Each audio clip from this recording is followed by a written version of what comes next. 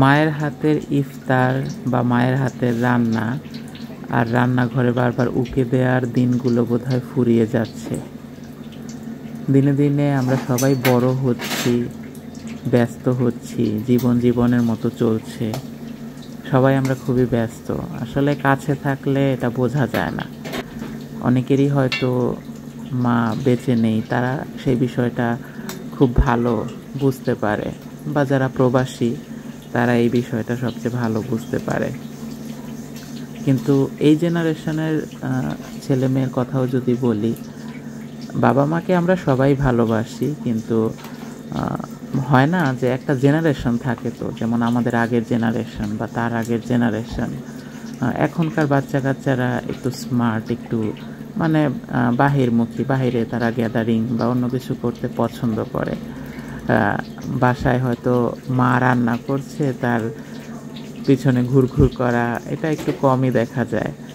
আমি আমার ঘরেই আমার ছোট ভাই বা আমার যারা পরের জেনারেশন তাদেরকে দেখেছি, সেরকম অনুভূতি বা সেরকম অ্যাক্টিভিটি তাদের কম। যেমনটা আমি নিজের মধ্যে এখনও যতই বড় হয়ে যাই না কেন, এখন তো সময় পাওয়া যায় না একদম, কারণ নিজের কাজ বা ব্যস্ততা অন্য কিছু থাকে। তো তারপরেও তার মাঝেও সময় পেলেই আম্মা রান্নাঘরে রান্না করেন আর আমি পিছনে ঘুরঘুর করি, মানে একটু পরপর যাই যে কী করতেছো, কী বানাইবা বা আজকে কী রান্না করবা, মায়ের সাথে গল্প করা, এই টুকটাক।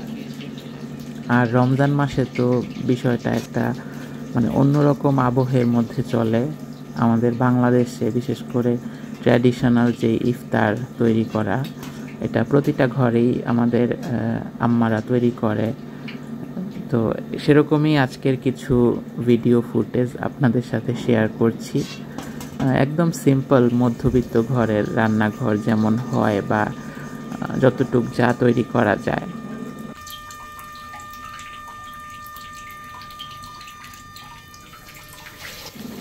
রমজান মাসে সব দিক থেকে পরিবেশটা খুবই সুন্দর থাকে, মানে একটা ধর্মীয় ভাবগাম্ভীর্যের মধ্যে দিয়ে সব কিছু চলে। সেটা বাইরে থেকে শুরু করে ঘরে সব জায়গায় চিত্রটা ভিন্ন বাকি 11 মাসের তুলনায়।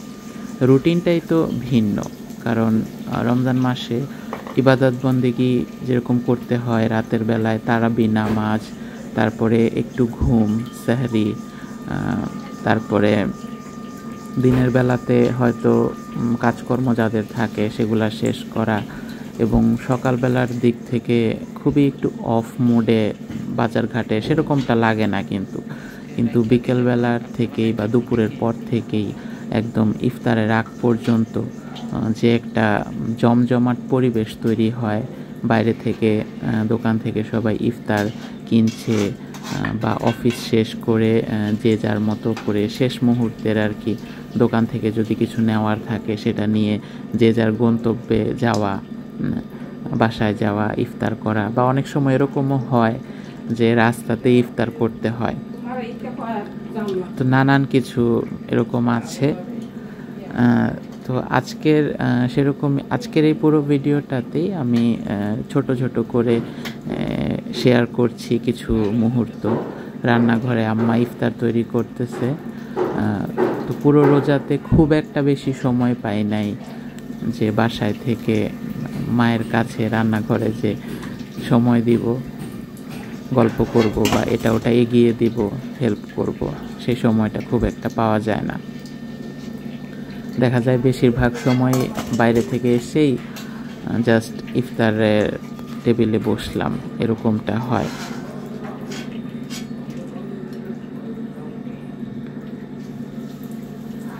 তো এই যে দর্শক বন্ধুরা, এখানে আম্মা বিভিন্ন ধরনের ভাজা পোড়া আইটেম তৈরি করছে। যদিও এখন আমরা সবাই হেলথ কনসিয়াস বা সচেতন, কিন্তু কে মানে বলেন? এখন অনেকে মানে না যে তা না, কিন্তু বাংলাদেশের কালচার অনুযায়ী এই ইফতার মেনুতে ছোলা, বুট, তারপরে বড়া, বেগুনি, আলুর চপ, মানে এগুলো খুব কমন আইটেম, 3-4টা। এগুলা আমাদের মায়েরা ঘরেই তৈরি করে আর খুব মজা করে তৈরি করে। বাইরের দোকানগুলোতে যেরকম হয় সেগুলোর মতো কখনোই হয় না।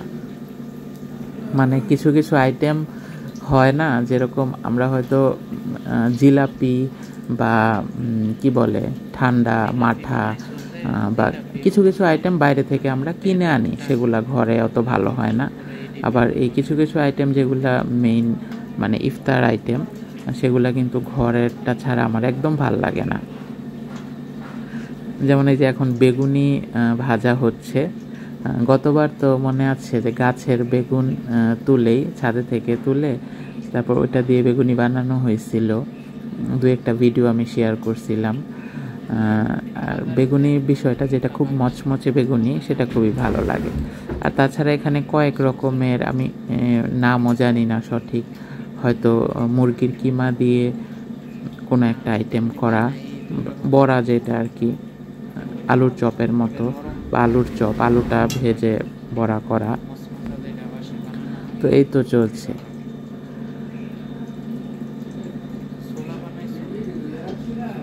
তো দেখতে দেখতে রমজান মাস শেষ হয়ে গেল। মানে কিভাবে মাসটা চলে যায় তাই না, দিনগুলা। রোজার দিনে ইফতারি না বানাইলে মনে হয় না রোজা, কিন্তু কাইলও লাগে বানাইতে।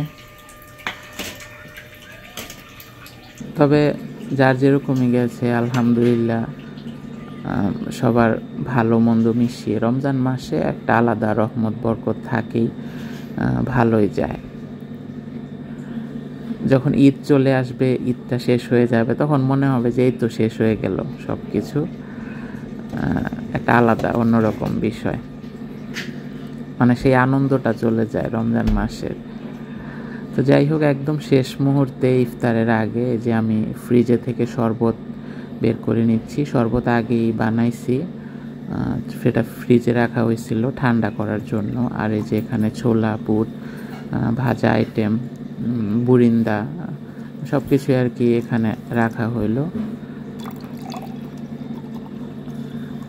তারপরে এই যে লাস্ট মোমেন্টে মানে শরবত ঢেলে নিচ্ছি আর সব কিছু সাজায়ে, মানে শেষের দিকে আসলে যদি বলেন আমরা কি করি, আমরা তেমন কোনো হেল্পই করি না, শুধু শরবতটুকু যে বানাই এটাই মনে হয় মায়ের একটু হেল্প হয়ে যায়।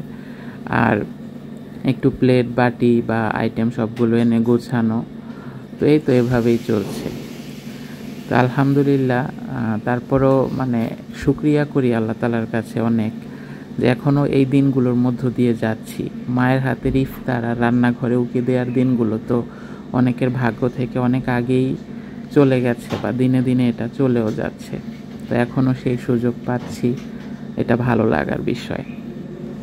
আপনাদের রমজান মাস কেমন যাচ্ছে, কেমন গেল, ইফতারে কোন আইটেম নিয়ে তর্ক বিতর্ক আছে, ভালো লাগে খারাপ লাগে কমেন্ট করে জানাবেন। আর ভিডিওটা ভালো লাগলে অবশ্যই লাইক দিয়ে শেয়ার করবেন। আমার চ্যানেল ঘুরে অন্যান্য ভিডিওগুলো দেখবেন। আসসালামু আলাইকুম সবাইকে।